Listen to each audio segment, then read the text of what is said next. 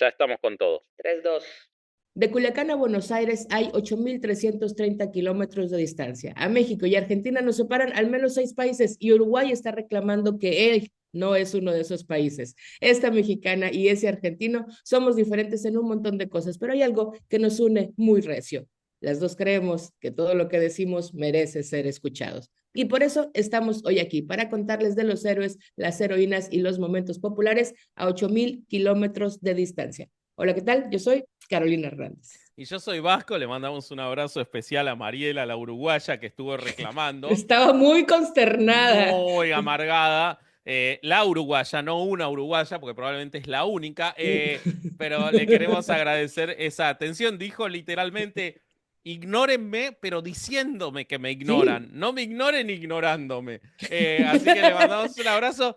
Así como a los Patreons que están mirando, recién tuvimos una. Si vienen a ver el episodio en Patreon, que va a estar completo, van a ver una historia que contó Alberto, tipo Destino Final, muy impresionante. Así que suscríbanse a Patreon, de Herejes el Podcast, ven las grabaciones, conversan con nosotros un rato antes, un rato después y se pone lindo. Y después pueden ver esto completo solamente en Patreon. ¿Qué vamos a hacer hoy, Solís?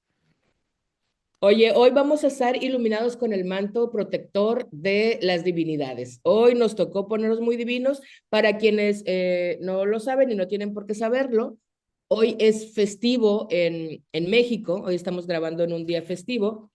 Hoy se conmemora, bueno, no hoy, pero son de estos días que mueven para que aprovechemos los puentes, porque en este país la arquitectura de las vacaciones no se va a tocar. Entonces aquí movemos para que tengamos puentes y hoy es el natalicio de Bomberito Juárez, del prócer Benito Juárez. Y fíjate, a lo mejor hasta están relacionados porque ya ves que era muy devoto también.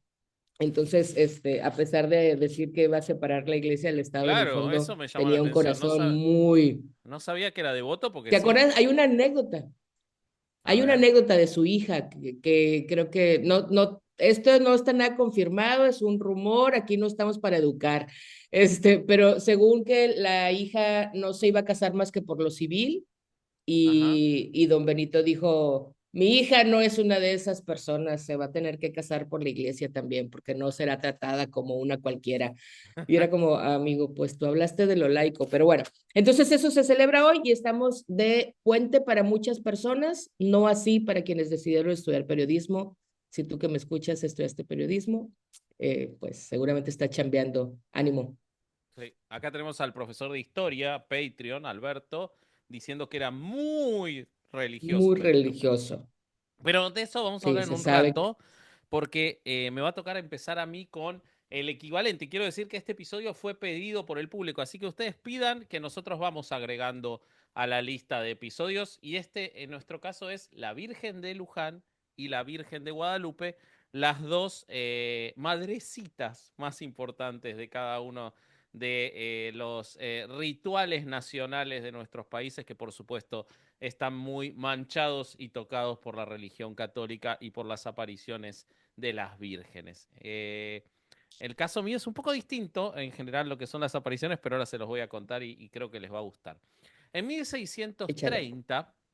1630, Antonio Farías de Sá, un portugués de nacimiento que se había venido a vivir a lo que era ese primigenio virreinato del Río de la Plata, o quizás 1630, no, ni siquiera existía todavía el virreinato del Río de la Plata, pidió encargar dos imágenes religiosas desde Pernambuco, Brasil, una de la Inmaculada Concepción y otra de Nuestra Señora del Rosario.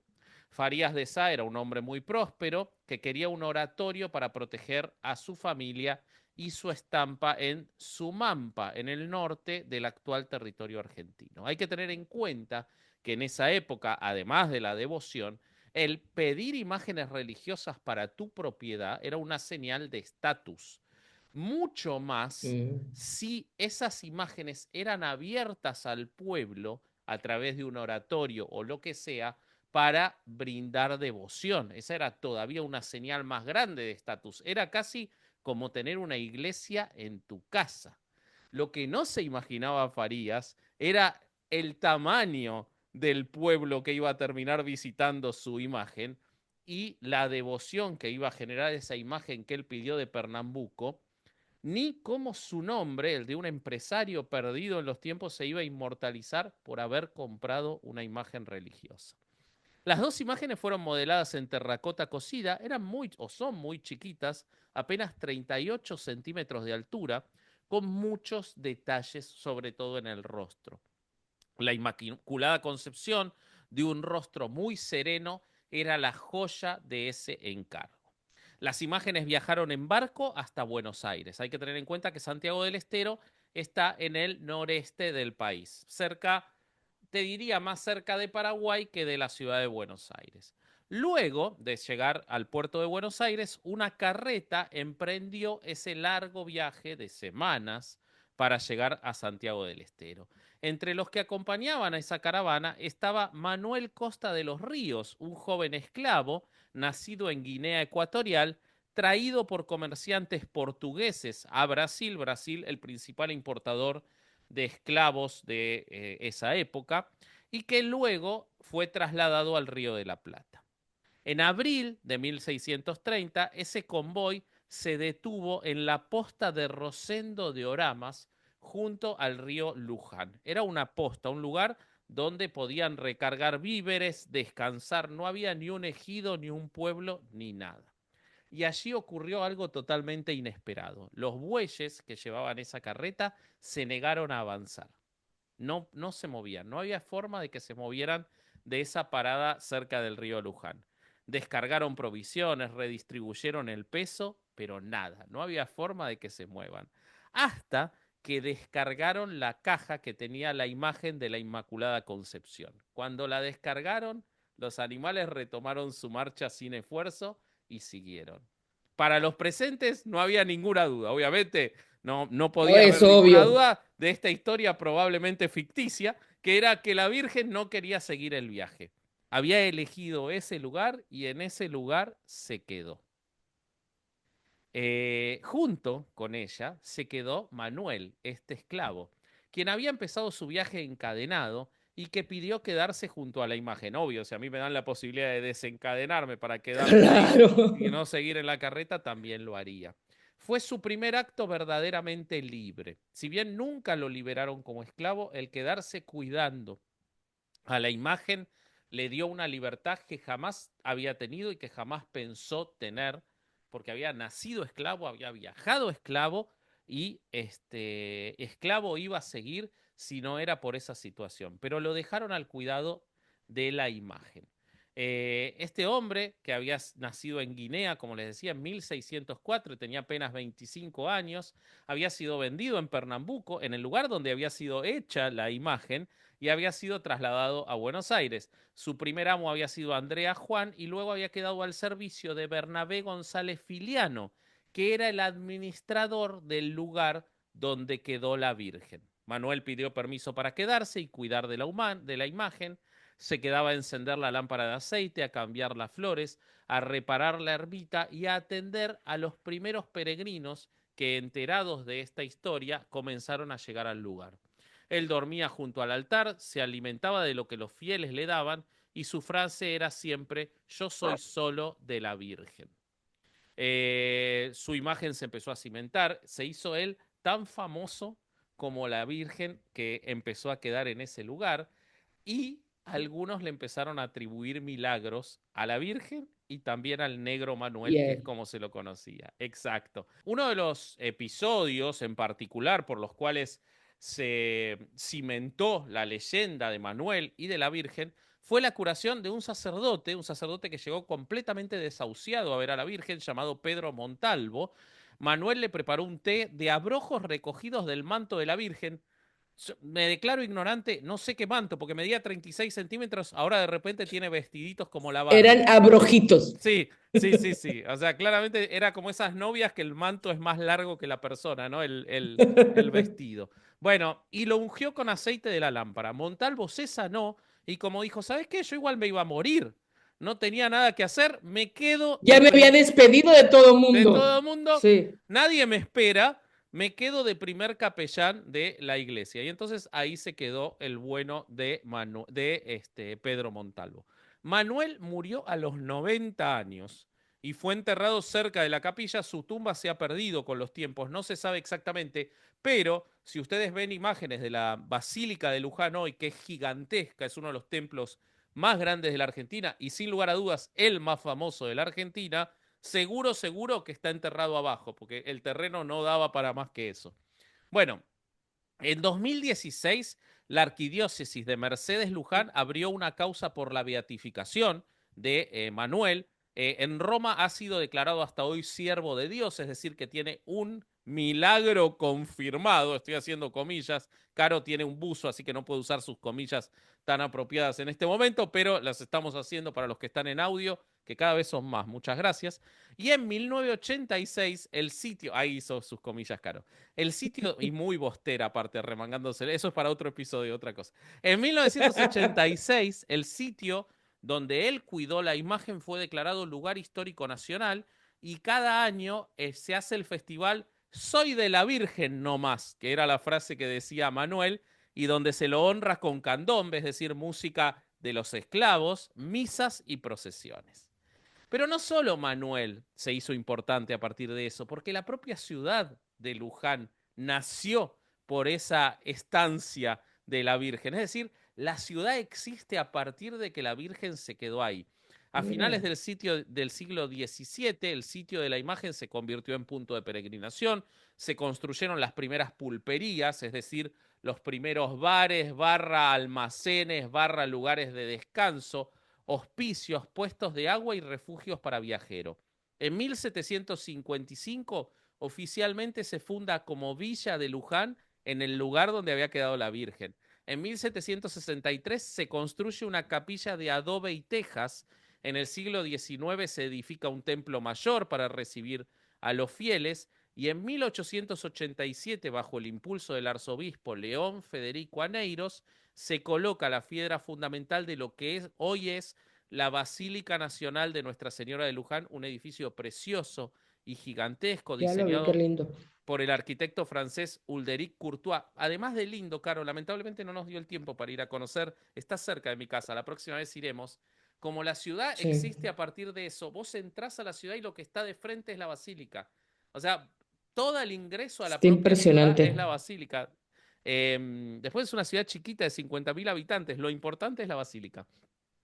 La diseñó Ulderic Courtois, un francés en estilo neogótico, y se eleva en una muy chata llanura pampeana. Desde lejos se ven las torres. Las torres tienen 106 metros de altura y se terminaron recién en 1935.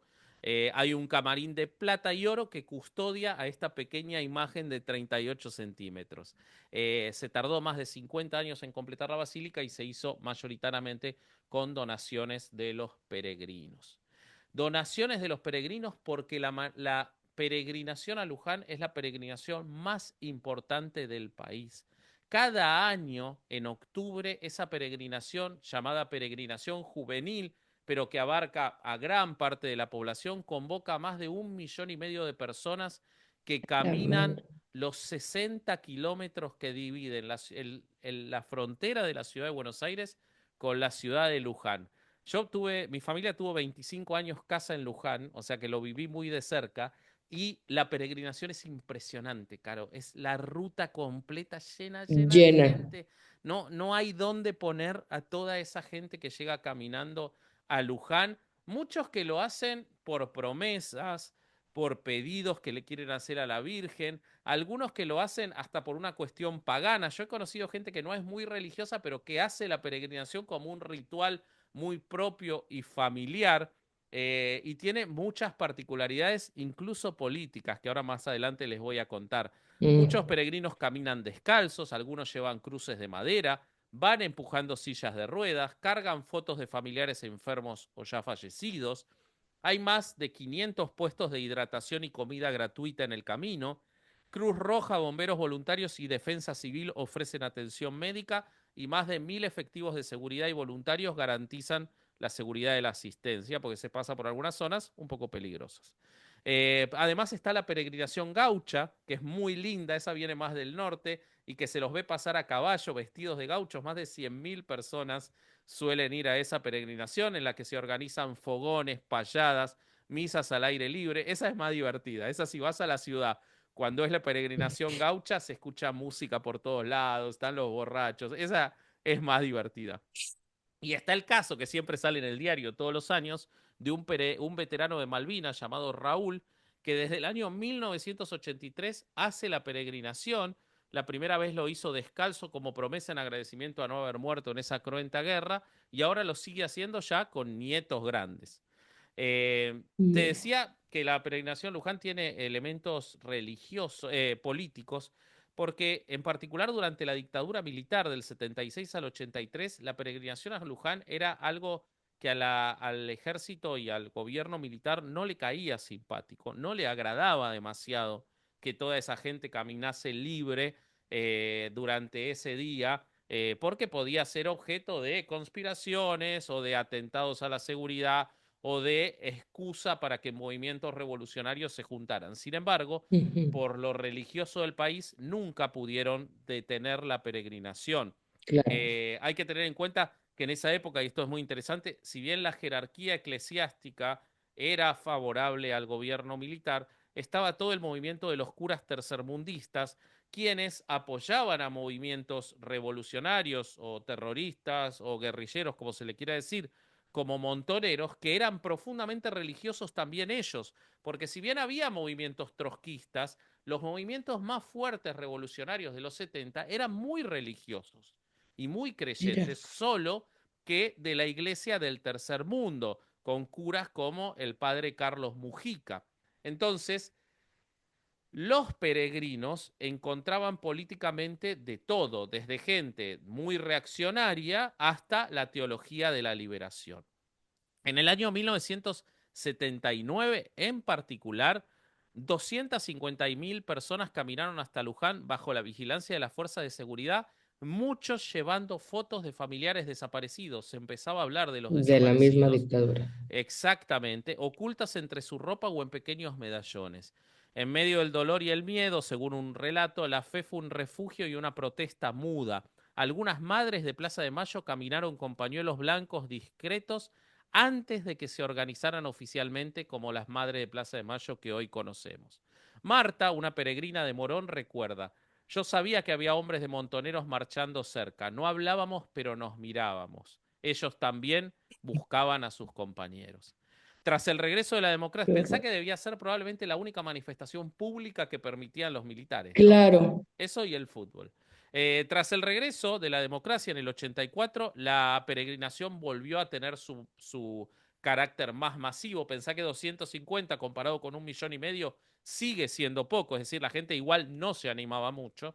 Y Raúl Alfonsín, primer presidente y padre de la democracia, aunque no participó directamente, expresó en la Catedral Metropolitana que la fe es parte de la libertad de un pueblo y también su consuelo cuando ha sido traicionado. La marcha del 84, primera de la democracia, se me pone la piel de gallina. Y mira que no soy creyente, nunca marcharía, pero es el movimiento popular, ¿no? Fue Claro. una procesión de memoria y esperanza donde caminar se transformó en un acto de fe y en un reclamo de justicia. Varios testimonios hablan de jóvenes que portaban en esa primera peregrinación de democracia pancartas con la frase "nunca más" escrita a mano.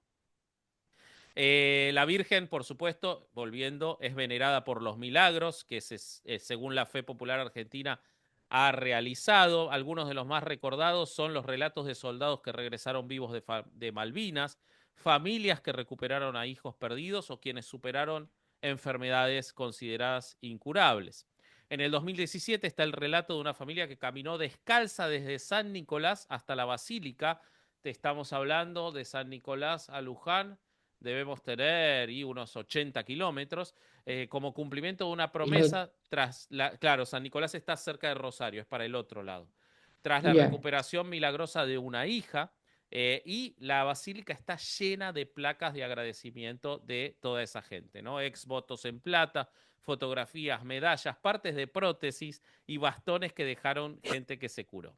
Sin embargo, también ha habido tragedias, como un joven que falleció de un paro cardíaco cuando iba caminando 50 kilómetros, otro peregrino que murió atropellado caminando cuando se equivocó y entró en parte que no estaba cortado el tránsito, estaba desorientado por el cansancio de la caminata, se fue para otro lado y lo atropellaron.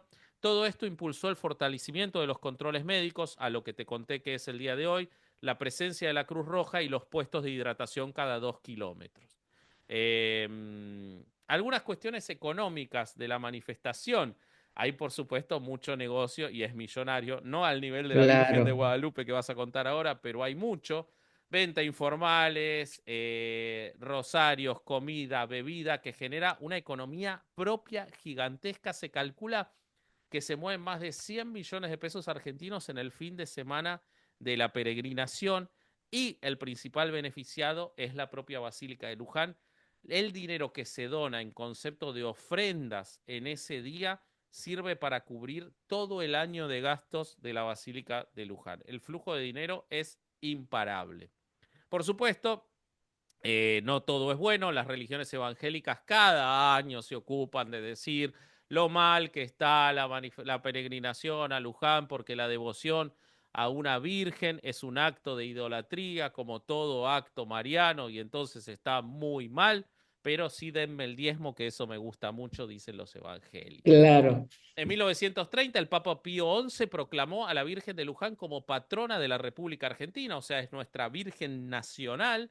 Se le atribuye el título de patrona de los caminos y de los transportes. Vas a ver montones de camiones y colectivos con la imagen de la Virgen de Luján porque protege los caminos.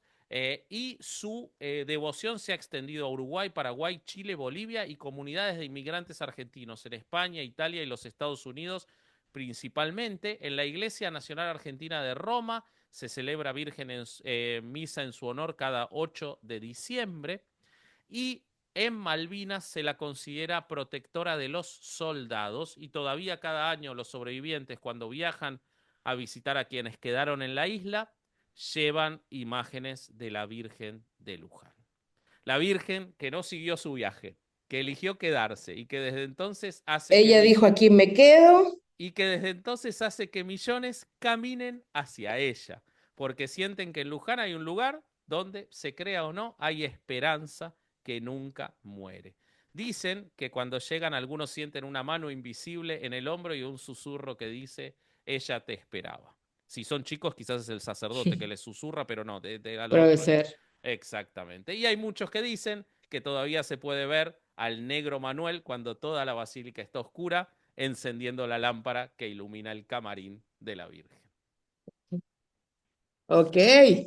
Pues mira, qué bonita la fe. La verdad, tiene sus lados muy hermosos y a Sí. mí también me conmueve mucho. Yo tampoco soy religiosa, evidentemente, espiritual quizá, porque soy medio hippie, pero me conmueve mucho la gente que tiene fe. Me parece que llevado a con sus ciertos parámetros de cuidado, tiene una cosa muy hermosa, ¿no? El Sí, poder coincido. creer de esa manera Mientras no jodas a me otro, parece, me encanta, me exacto, parece me parece bárbaro. muy esperanzador y justo en esa parte que platicabas de estas marchas que no podían hacerse de otra forma en las congregaciones y congregarse así, mirarse a los ojos y reconocer la fe del otro en ti y esa complicidad, la verdad, yo muchas veces sí he pensado y creo que es un tema que será interesante después desarrollar, que me gustaría mucho tener esa fe, o sea, yo creo que sí estaría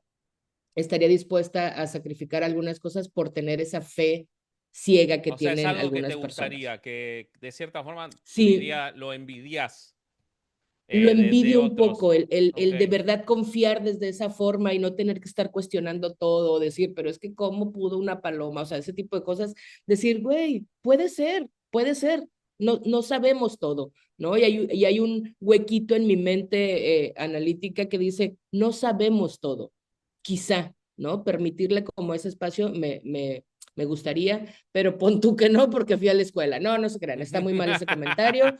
Me resisto y no lo apruebo yo misma. Pues bueno, yo les voy a hablar de nuestra Virgen Morena, como de que no, la Virgen de la Guadalupe, o la Guadalupana, o la Morenita de Oro. El sábado 9 de diciembre de 1531 era un sábado cualquiera, cuando Cuauhtlatoatzin, para fines prácticos, Juan Diego, no lo voy a volver a decir, Juan Diego iba de ¿Ves por qué le pusieron madrugada Juan a Diego? ese. Claro, porque dijeron, no, esto no va, el marketing aquí no nos está funcionando. Entonces Juan Diego, para fines prácticos, iba de madrugada desde el pueblo donde era originario, que es Cuautitlán, entonces reino de Texcoco, hacia Tlatelolco, cerca de la Ciudad de México. Ya desde ahí uno podía saber que la cosa iba a estar mal porque Tlatelolco siempre reclama sangre.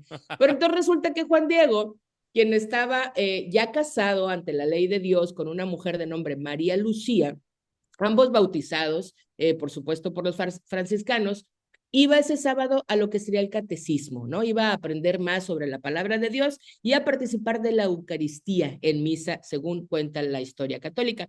Poquito antes de llegar a su destino, en un lugar llamado Tepeyac, oye el trinar de los pájaros y luego escuchan que le llaman por su nombre, supongo que en castellano, le han de haber dicho Juan Diego, ¿no? No, el otro nombre que es muy complicado.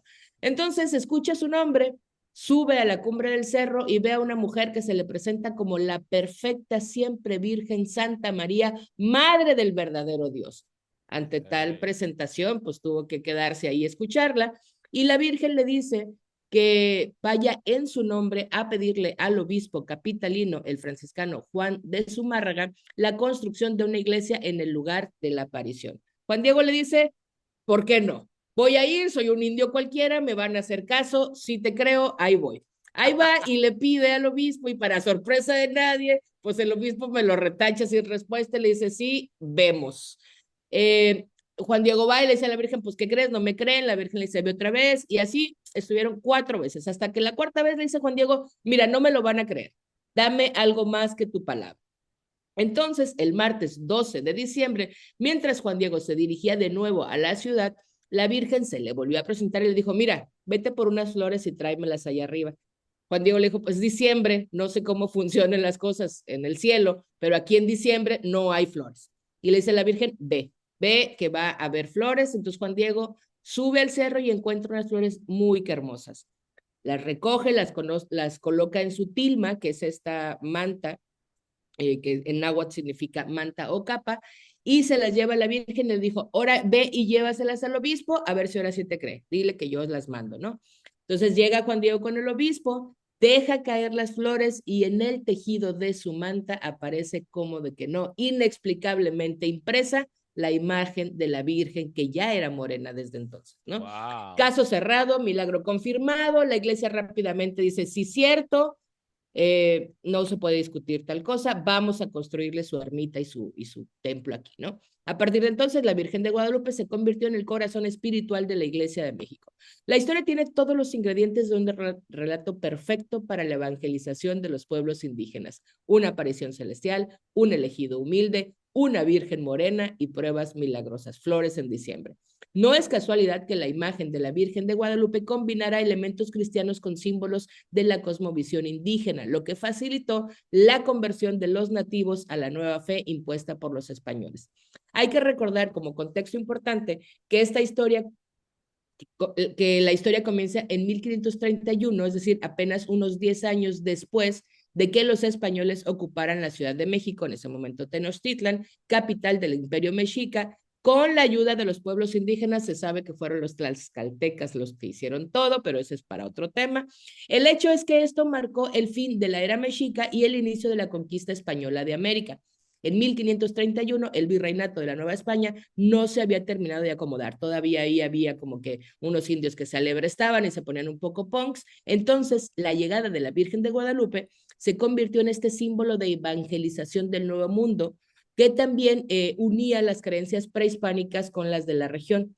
La Virgen de Guadalupe es considerada una de las máximas expresiones del sincretismo religioso, es decir, de la unión y la fusión de dos sistemas de creencias. Sin embargo, existen versiones que cuestionan incluso la existencia de Juan Diego. ¿Por qué lo harían? Pero bueno, de hecho, algunos historiadores creen que el relato fue una invención de los frailes para consolidar la fe católica en la Nueva España y para aumentar el misticismo, la Iglesia tardó casi 500 años en canonizar a este tal Juan Diego, porque al parecer los procesos burocráticos en el cielo son aún más lentos que los del SAT. El manto de Juan Diego ha sido objeto de múltiples estudios. La Iglesia defiende que la imagen es inexplicable y milagrosa, pero los análisis modernos sugieren otra cosa. Se dice que está hecho de fibra de maguey y que de alguna manera ha resistido al paso del tiempo sin descomponerse. Sin embargo, existen reportes de restauraciones ocultas y retoques artísticos a lo largo de los siglos. Y acá entra en la ecuación un tipo llamado Marcos Zipac de Aquino, un pintor indígena mexicano a quien se le atribuye ser el verdadero autor gráfico de la imagen de la Virgen de Guadalupe. O sea, Uno de él los es argumentos Dios. más contundentes. Él es Dios porque él es Dios, la Virgen y la paloma. El marco es todo. Porque uno de los argumentos más contundentes es el del historiador Augusto Vallejo, quien asegura que encontró recursos suficientes para construir una biografía del pintor indígena. Vallejo señala diversas misivas de Fray Francisco de Bustamante en las que hacen referencia al artista con nombre y apellido como el autor único de la imagen guadalupana. El sacerdote, Fray Francisco, lo menciona varias veces como el indio Marco y le atribuye la creación de la pintura. El Bustamante el Fray, no era fan de la guadalupana, y aquí hay un chismecito histórico religioso católico, porque aunque el culto de la guadalupana ya se había iniciado por los franciscanos, los miembros de la segunda generación de franciscanos desaprobaban mucho la forma en la que sus antecesores habían evangelizado a los indios. Okay. Según ellos, habían fomentado un culto herético, es decir, que merecía la condenación eterna en el infierno porque sospechaban que solapados detrás del culto de la Virgen, en realidad estaban adorando a Tonantzin. Es decir, los indios no estaban muy claros si estaban adorando a la Tonantzin o a la Virgen de Guadalupe, porque no les explicaron. Y como la pusieron en el lugar en donde ya existía esta deidad, entonces como que ahí la confusión. Hay una historia que cita que 25 años después de la fecha que en la que se supone ocurrieron las apariciones del Tepeyac, Fray Francisco atacó al naciente culto guadalupano desde el púlpito de una misa, alegando que creer en la Virgen de Guadalupe fomentaba nuevamente la idolatría. Y es que en el Cerro del Tepeyac, justamente donde se supone que se apareció la Virgen y los frailes franciscanos edificaron la ermita, había ya un santuario prehispánico en el que se veneraba, entre otras deidades, a la Tonantzin. Cuando construyeron la ermita dedicada a la Virgen María, como Madre de Dios, no fueron muy claros en decirle a todo mundo que ya no era la Tonantzin. Según Bernardino de Sahagún, se trató de un culto de sustitución, es decir, la intención de los frailes fue que los indios sustituyeran la devoción que tenían a la Tonantzin por la de la Virgen María, la Virgen Guadalupana. Entonces, por eso Fray Francisco no estaba de acuerdo. Ese día en el sermón, cuando estaba diciendo que no era, dijo tajantemente que la imagen impresa en el manto de Juan Diego además ni siquiera era divina, sino que era humana. El 8 de diciembre de 1556, Fray Francisco de Bustamante, su sermón en la capilla de San José del convento de San Francisco, ante el virrey y la audiencia y los oidores reales, afirmó que la imagen que los indios adoraban en el Tepeyac fue pintada por el indio Marcos. Y agregó que no sabía a dónde iban a parar las limosnas recogidas de la ermita. O sea, el fray agarró para todos, dijo, ni es, no son tal dinero, están haciendo cultos, herejes todos. Agarró parejo y le dijo, las limosnas no sé para dónde van, ¿eh? Aparte, acusó al arzobispo de haber divulgado milagros falsos de la imagen y por último dijo que si el arzobispo era negligente en cumplir con este deber, ahí estaba el virrey, que como vicepatrono de su majestad podía y debía atender ese caso. Para sorpresa de nadie, el caso no se atendió. Las autoridades no procesaron a Bustamante, ni le quitaron sus canonigias, ni sus rentas como provincial de la orden franciscana, y tampoco le prohibieron volver a predicar, pero tampoco dijeron que era mentira lo que había dicho. Es decir, aquí no pasó nada, no se va, todos váyanse, todo está bien. Luego, Bernal Díaz del Castillo, cronista y soldado español, en su libro Historia verdadera de la conquista de la Nueva España, también dice que existían tres pintores en esa época en México, que eran tres pintores indígenas que pertenecían a la escuela de flamenco Pedro de Gante y que copiaban imágenes y las hacían relicarios muy, muy perfectos. Entonces, como que de alguna forma respalda la idea de la existencia de Marco de Aquino. Aún así, con todas estas historias, la Virgen de Guadalupe es un símbolo de identidad y esperanza para millones de mexicanos. Es un símbolo de mucha unidad, es un símbolo de mucha fe y es un símbolo de muchos pesos para otros. La imagen de la Morenita del Tepeyac es una marca cuidadosamente diseñada y usada como una poderosa estrategia de marketing. Su comercialización, aprovechando por supuesto el fervor y la fe de los mexicanos, es un éxito por donde quiera que se le vea. De la Virgen de Guadalupe hay medallas, llaveros, camisetas, calcomanías, encendedores, relojes, estatuas, carteles, estampas, veladoras, lo que se te ocurra. Todo lo que pueda ser comercializado con su imagen es comercializado.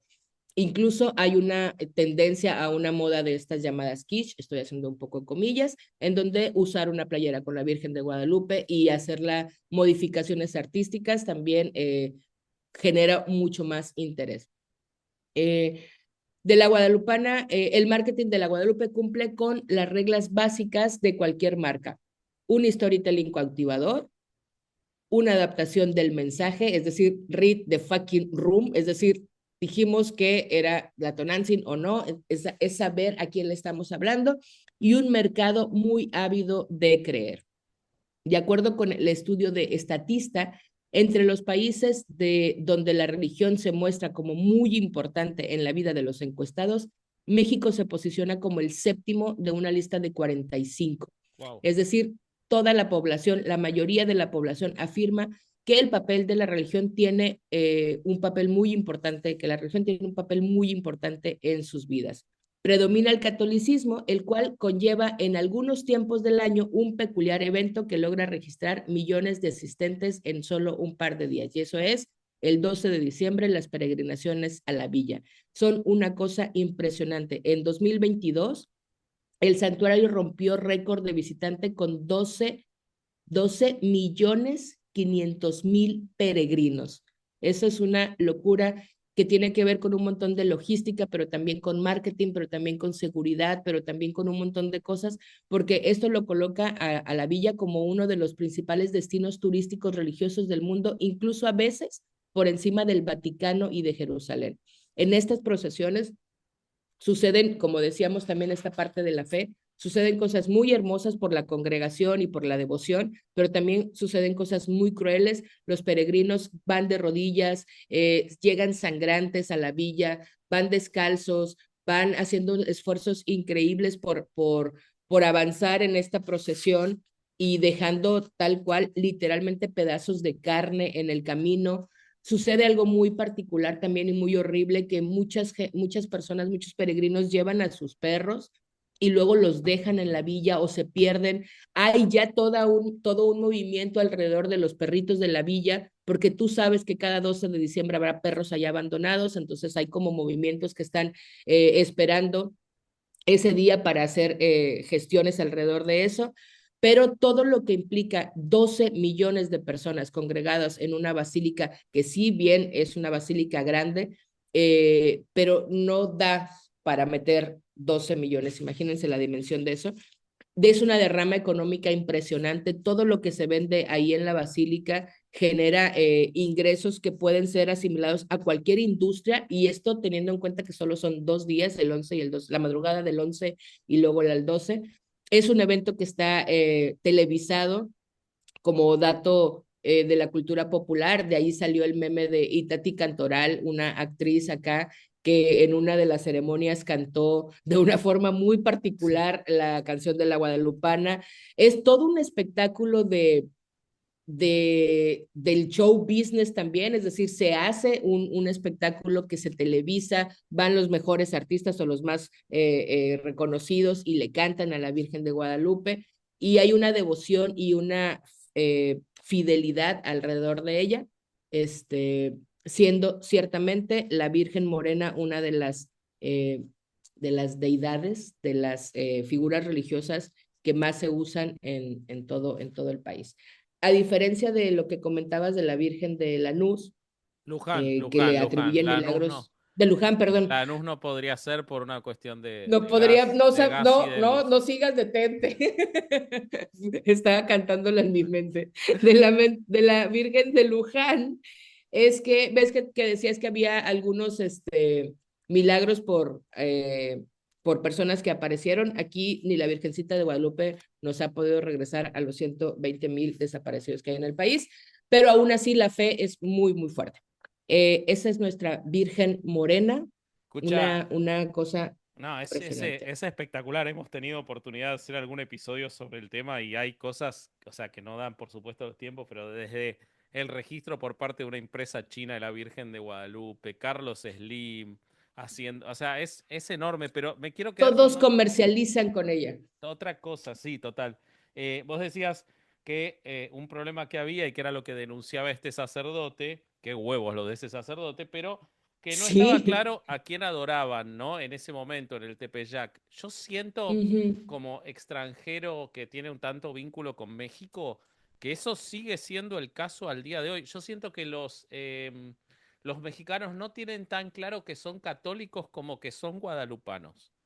Y Totalmente. esa religión propia que tiene México, que es poner por encima de todo a la Virgen de Guadalupe, yo le veo mucha lógica con esa idea de los pueblos indígenas a los que le metieron a una deidad por sobre otra que ya tenían y lo que hicieron fue seguir adorándola no como representación de Dios o como madre No, de no. Dios, sino como un Dios en sí mismo.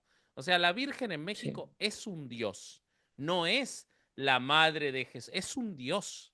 Y creo que Sí, eso ella tiene que ver sola con... no necesita. Sí, Exacto. ella no necesita, o sea, no es tanto que aunque en las oraciones es que interceda por nosotros ante Dios, tenemos claro que como es la mamá de Dios, y fíjate cómo tiene que ver con toda una estructura social. Si es la mamá de Dios, Dios le va a hacer caso, porque Claro. aquí a las mamás se les hace caso. Entonces, no necesito que interceda, ella saca chancla. Y esta parte en donde el marketing de cómo la dibujaron, cómo la dibujaron, me refiero en el estricto sentido de la cultura, cómo te la vendieron, decía, por ejemplo, a diferencia de las otras vírgenes, que sus cabellos son un poco ondulados, esta virgen tiene el cabello lacio, como la Claro. mayoría de las mujeres indígenas de la época, tiene el partido en medio, es decir, no hay un cabello alborotado por ningún sentido, sino tiene el partido en medio muy pegado a la cara, Es un que Carlos es una de las Vallarta características. virgen, digamos. Es un Carlos Vallarta. Tú la ves y dices, Manix, ¿qué te pido? Entonces, todo alrededor de ella está, obviamente que es morena. Entonces, todo lo que, por eso, como cuestión mercadológica, cumple con todos los requisitos. Leyeron su cuarto y en el cuarto lo que vieron es, esta gente lo que necesita es eso. Y además, otra vez metiéndonos al rollo de la cultura y socialmente, el hecho de las madres. O sea, el que sea una mamá en este país, además, particularmente, tiene, por supuesto, un Pero impacto escucha, superior a cualquier otro. ahí te hago una pregunta. Realmente no sé la respuesta. No hay ninguna duda de que el fenómeno madre en México solo puede ser equiparado a muy pocas culturas, quizás a determinada parte del judaísmo, a los italianos, pero no es Uh algo -huh. común lo que implica la madre, la abuela. ¿Vos decís que se aprovecharon de eso con Guadalupe o no existe la posibilidad de que la Ah, devoción a Guadalupe haya generado eso en el mexicano? Mm, no sé, fíjate, gran ¿Cómo serían pregunta. Sí, que cómo, sea primero el huevo y la gallina, ¿no? cómo O sea, serían que- los aztecas con relación a la madre? ¿Tendrían esa pero es que devoción que tiene el mexicano? Sí, yo creo que sí, porque las deidades de los aztecas, o sea, la mujer en la cultura de los mexicas y de los aztecas, la mujer como tal era de las deidades más fuertes. O sea, claro. nosotros sí teníamos a la mujer como dadora de vida, como creadora, era la creadora. Entonces, yo sí creo que ya había un fuerte vínculo de los Claro, un mexicanos. caldo de cultivo para eso, para aprovecharlo. Exacto, sí, porque sí, Claro. la mujer tenía mucho, mucho poder y en los católicos no tanto, entonces como que mezclaron eso. Es súper interesante culturalmente lo que representa. Hay una marca que ya no me metí porque era muchísima información, pero hay una marca, Virgencita Please, y es una Sí. marca registrada que hizo un dineral también, es un gran éxito porque adaptó la figura de la Virgen, pero como en dibujitos mucho más infantiles, y todas las frases es muy en el argot moderno. Entonces, Virgencita, please, no sé, concédeme tal cosa, ¿no? Pero se hizo como tal otra ala del marketing y se vendió súper chido. Y hay un montón de cosas con esa Virgencita que es mucho más modernilla. Vos no sabés la cantidad de devotos de la Perdón, Virgen de Guadalupe que yo conozco en Argentina, que jamás han visitado México, que no saben nada de México, que no saben del Tepeyac, que no, y son devotos de Guadalupe. O sea, de la trasciende Guadalupe. fronteras de manera autónoma, escindida del, porque el mexicano tiende a pensar, lo he conversado, que viene como parte de una cuestión de la cultura mexicana. No, está para mucha gente absolutamente escindida como, o sea, yo no sé si existe imagen en México para bien o para mal, yo creo que más para mal que para bien, pero esa es una opinión fundada en otras cosas. No creo que exista imagen de México más poderosa que la Virgen de Guadalupe, ni siquiera los mariachis, o me parece que no existe una imagen tan, no representativa, porque justamente no es eso, Simbólica. pero poderosa y en sí mismo también. O sea, es como, está, podría estar en la bandera de México y no le llamaría la atención a nadie si Guadalupe estuviera en la Y bandera de nadie México. haría de hecho, hasta dudas, ¿no? Porque incluso en la cuestión de la guerra de independencia, el uso del estandarte con la Virgen de Miguel Hidalgo también tiene que ver con esta convocatoria. Mucha gente lo dice en broma y no, de que cuando Miguel Hidalgo llamó a misa y muchos iban a la misa porque Claro, estaba ahí, y de repente estamos en la bola, pero el que trajeras a la Virgen de Guadalupe en ese proceso también le daba cierto respaldo de que si la Virgen está ahí, quiere decir que esto está bien. O sea, se ha totalmente. usado para muchos fines, pero sí creo que tiene un poder, insisto, aunque no seas devoto, la imagen de la Virgen de Guadalupe en la mayoría de las casas hay como quiera una imagen por no dejar. Yo, por ejemplo, tenía un escapulario con la Virgen. ¿Por Mira, qué? No lo sé, ni siquiera recuerdo de en qué momento o cómo, pero ahí estaba y era como, pues sí, lo tengo y no causaba pedo, pero creo que tiene que ver con eso, es más cultural que es religioso. muy poderoso, muy poderoso. Pero bueno, qué lindo episodio. Muchas gracias. Siempre me gusta escuchar esta historia porque es muy divertida la historia de la Virgen. Es una serie de mentiras espectaculares. Como lo cuenta Carlos Vallarta, es una joya, por favor, Sí. vayan a ver su show en YouTube está. Yo trataba de salirme, pero cada frase que escribía escuchaba la voz del Manix diciéndome, no, la Tonantzin. ¿Cómo no se nos ocurrió invitarlo a este episodio? Era el episodio Hubiera para estado invitarlo. increíble, claro. Sepan, si son Patreons, que este episodio dura 1 hora 5 minutos. O sea, ustedes van a ver en el programa, van a ver 40 minutos, pero no, esto duró Ajá, 1 hora 5. Hubo problemas técnicos, cortes, con la cámara, hubo con que el ruido. silenciar perros, historias de aviones. Así que suscríbanse a Patreon que nos acompañan y ven esto en su completitud y aparte nos pueden acompañar a grabarlo. Muchas gracias, Caro, por otra semana más de el contenido que a mí más me gusta hacer de todos los que hago en la semana, sin lugar a dudas. Yo ya no sé, hago tantos contenidos, ya basta de contenido. No, la neta sí me. Este episodio me costó un poco porque era como demasiado lo que había de la Claro, Guadalupana. No supe para dónde irme, pero siempre me parece bien interesante. La neta, lo disfruto un montón. Espero que ustedes que nos escuchan también lo disfruten un montón. Acuérdense de suscribirse, de ponerle ahí que es para 8MKM, que no es de herejes, que son de nosotros, que son nuestros nada más. Propongan temas, es interesante cuando proponen porque también nos habla de hacia dónde podemos dar el rumbo y sobre todo totalmente. de temas que a lo mejor nosotros no tenemos en el radar, nos ayuda muchísimo. Denle like, comparta, suscríbase y nos vemos pronto cuando completemos de nuevo estos 8,000 kilómetros con nuevas historias que nos demuestran que en el fondo no somos tan distintos como incluso quisiéramos. Nos vemos Eso, pronto. eso, nos vemos. Adiós.